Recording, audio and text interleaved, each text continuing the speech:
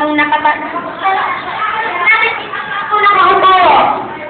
Okay, pwede bang humabol? Ang mga nakaupo daw, ang hindi sumali, ako, kamukha daw ni Koke. O, dali, pwede bang humabol tayo?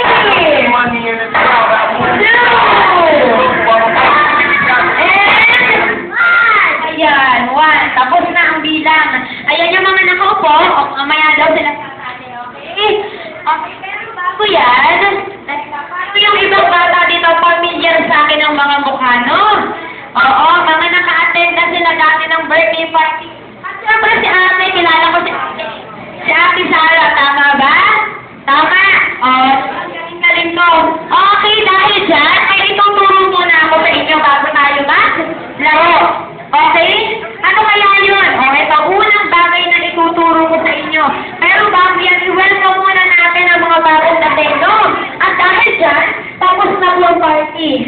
Joke lang. Okay. Wait lang. O, ito, unang ituturo ni Ate Ayan. Pag 1, 2, 3, ano ang kasunod?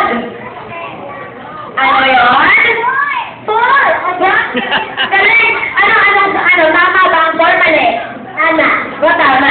Sinong magsasabing mali ang 4? Taas ang kamay. Ayan si Kuya. Anong pangalan ni Kuya? Kuya Rabram. Kuya Rabram. Bakit mali ang 4? Ano ang tamang sagot? Anong kasunod ng 1, 2, 3? 4 din. Dahil mali daw yung pronunciation. Mali ang 4. Pero bago ko sabihin ng tamang, ayan, familiar